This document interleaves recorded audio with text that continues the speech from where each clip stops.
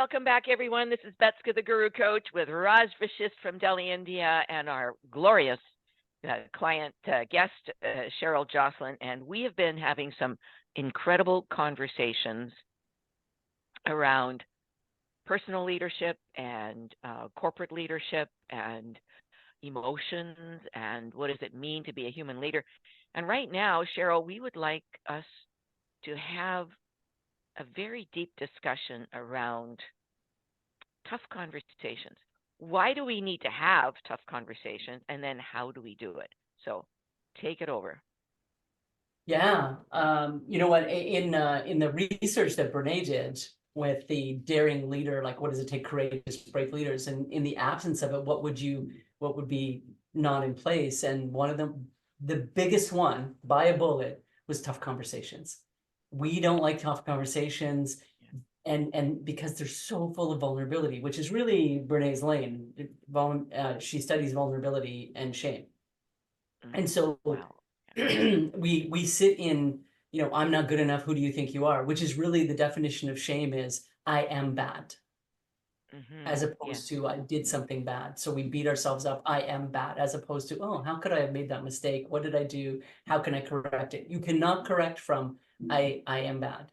But if you say I did something bad, and if you were to put that in a petri dish, if you douse it with, it likes secrecy, silence, it loves that. They like to hide in those corners. So if you can speak where you're coming from, if you can speak about your vulnerability and say, you know what, I'm in shame. If you could even speak the word shame, the biggest antidote to it is those tough conversations. It's empathy. That's why the importance of it, because and our employees are living in this space. Our partners are living in this space. We're all living in this space where our roommate's constantly ruminating in our head saying, and they're talking in the mirror, you're not good enough. Why would you do that? Why would you think you can do that? And so we don't do brave things, but we can't, which is what stops us from having tough conversations. If you put that in that lane for leaders, it's like, I'm not good at, people tell me it all the time, I'm not good at tough conversations. I can't have tough conversations, and they will avoid them. But the toughest conversations I've had have been the richest. And I think the reason is because of that vulnerability. I mean, vulnerability, the definition that Brene came up with, it's uncertainty, risk, and emotional exposure. So when I go into a tough conversation, I want to be able to control what's going on, what's happening. I want to think ahead of time. How many times as a leader do you have a conversation? Well, when I think this person's doing this, or I think this person's doing that, again, because we're wired for story. So how do we walk through that? That's a great point. How do you get a coach, right, that walks you over this? What are you thinking? Where are you going with it? And the biggest one is, how do we pause and let the person guide us through it? So I have an example where I had this one, and I think sometimes when you sit down, if you can imagine you're leading 15-year-olds and all the way up their age range, if you're when you're leading at McDonald's. And I sat down with this one girl that I was going to talk about them missing a shift every week. Just had one shift and they kept missing it. And in the conversation, she disclosed, and this was early back when anorexia, she disclosed that she might have an eating disorder. And that's why she wasn't showing up to work. But did I think that was going to be the outcome? No, I just thought I was talking about she was. So what you're looking for is, what is that person? What's going on in that space? So how do we bring humanity into the room? How do we have that conversation around, what? I think, do I believe and that my boss is doing their best, I'm doing their best, the person next to me is doing their best? That really is, because if we can do that, then we can show up as our best. I always use the one, and I know you don't have Costco in a lot of places, but I always use the one, like, I always do think people are doing their best, but when I go into a shopping place, which is kind of Costco, I don't always think that. And here's the problem. When I don't stop, I don't breathe, I don't anticipate what's going to go on, and I'm not my best. So how do I handle my emotions? I believe people are doing their best. And so how do you have those tough conversations with someone to move forward in, they're doing their best, let's find out what's getting in the way, let's find out what the solutions are. I don't have them always when you move into a room, because you'll get blindsided. I can tell you 99% of the time, you'll not always anticipate what's coming up. And that can be the same thing at home, right? When you're at home, Brene has a good one. which is the story I'm telling myself. So I'm telling you, you could go into a room and I could say, you know what, Raj, the story I'm telling myself is you don't really like me. Now that's a real vulnerable space to be in, and you gotta assess that. Is there a trust bank there? But then he gets to say what he gets to say. No, I just have stuff going on. Oh, okay, great. So what about me? Like, so you still like me? So we're good, right? Because we always do that. Anyways, go ahead, Betska. You. No, well, one of the what I've discovered over the years is that when I'm discussing feelings and emotions with whether it's a leader in the corporation or a stay-at-home mom or dad or a teenager, most people are not taught or they don't have what's the word an emotional vocabulary.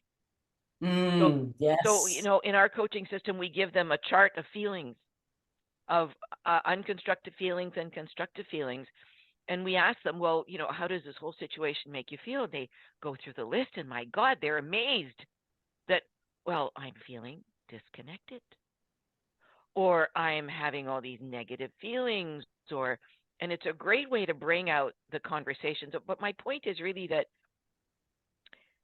if people don't have an emotional vocabulary or feelings vocabulary, how can they connect with it? Yeah, absolutely. And Brene has a checklist of feelings as well. Like that's what her whole book is, Atlas of the Heart, is that 87 Atlas, because, most of us have 3, mad, sad, glad. Yeah, That's really the spectrum of our emotional recognition.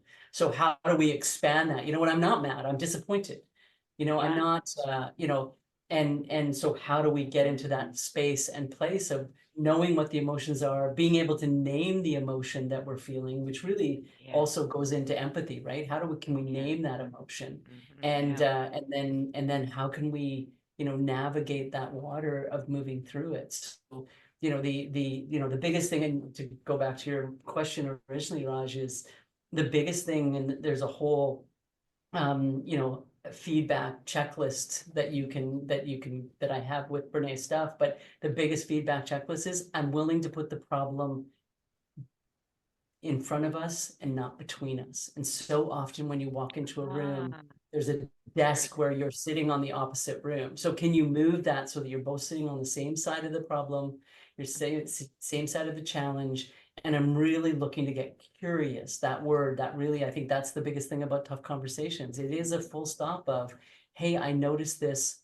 What's going on for you? Yeah. You still are holding people accountable to, well, we still have a result. And so then you're trying to come up with a solution whereby it's fair, right? I mean, I've had people in spaces where I just let that person do less work. Okay, but how's that fair to everyone else in the room? That's not the solution that's going to take you through a team being fair and equitable. So,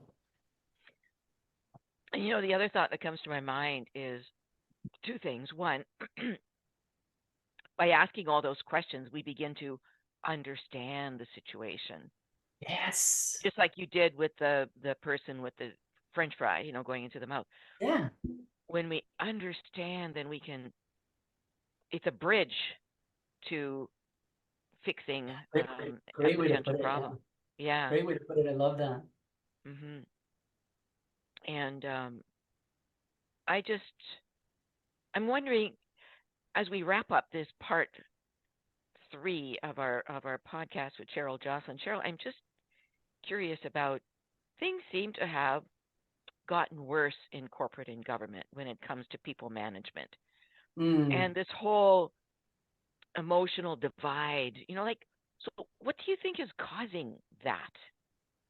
What is going on? Because you see it in world leaders as well. There's this disconnection from reality, disconnection from people. Like, any thoughts of how we came to be this way?